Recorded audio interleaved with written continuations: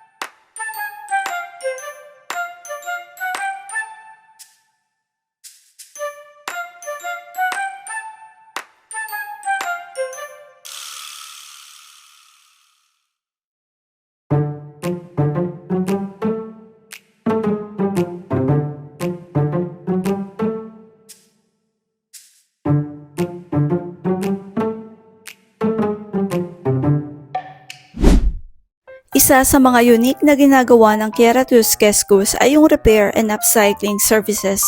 May workshop sila kung saan tinuturuan ng mga tao mag-repair ng furniture or gawing bago ang mga lumang gamit. Pwede ka ring mag-donate dito ng clothes, books, furniture, basta in good condition pa.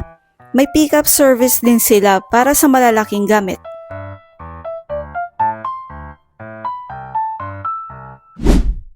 Every year, millions of kilos of goods ang naisasalba nila from ending up sa landfill. By shopping here, parang nag-aambag ka rin sa environmental protection, less waste, more reuse.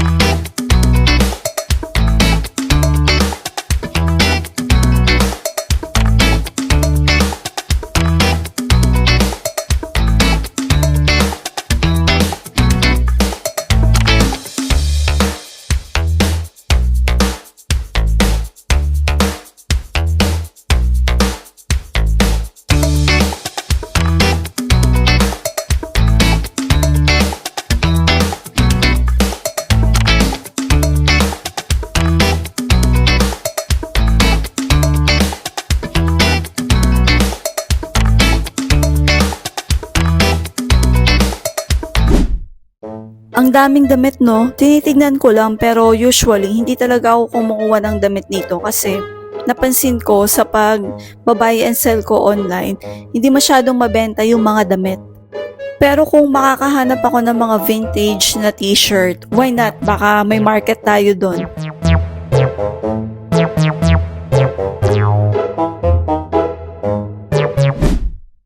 So, ayan, nakita ko na nga tong corner ng mga bag, no? At dito talaga ako nagstay. Naghanap-hanap talaga ako kung ano yung pwede. Alam nyo, dumating na rin ako sa point na parang gusto kong mag-support sa mga ukay-ukay. Kasi gusto ko yung mission na ginagawa nila. At it is really practical na mamili dito. Kasi like for example, ayaw mo na siyang gamitin. So you can easily dispose lang. Nagtingin-tingin nga rin pala ako sa mga sapatos kasi madali rin siyang mabenta sa totoo lang. Minsan, konting linis lang at konting polish, ayan, i-post mo na, picturean mo na maganda, ayan, maraming mag-view niyan for sure. At na-realize ko na sila ngang nasa first world country. Sinusupport nila yung paggamit ng mga reused na damit, sapatos, at kung ano-ano pa. Ano pa tayong mga galing sa first world country, di ba? Hindi naman sa sinasabi ko na sobrang hirap ng bansa natin, pero gusto ko lang yung mindset nila na hindi naman kailangan ng pabonggahan, di ba? As long as may magagamit ka. Sana tayong mga Filipino ma-adapt din natin yung ganitong mindset, na hindi porket ukay-ukay yung gamit mo or yung suot mo, ay magiging basehan na to ng estado mo sa buhay.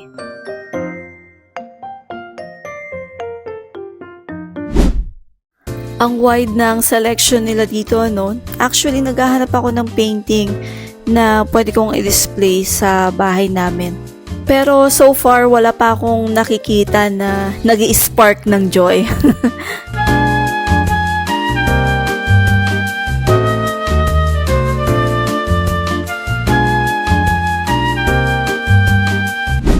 O diba, sinong mag-aakala na may mga skateboards din na tinda dito?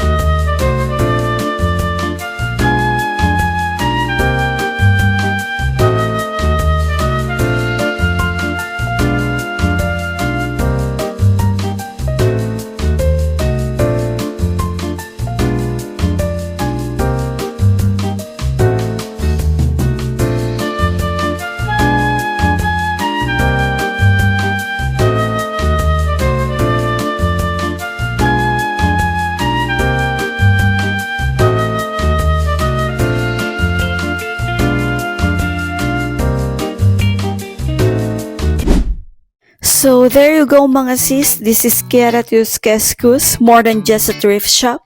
Isa siyang movement para sa sustainability. Kung may chance kayo, visit one of their branches and experience the eco-friendly shopping. Don't forget to like, share, and subscribe para sa iba pang travel at thrift adventures ko dito sa Finland. See you sa next video. Bye!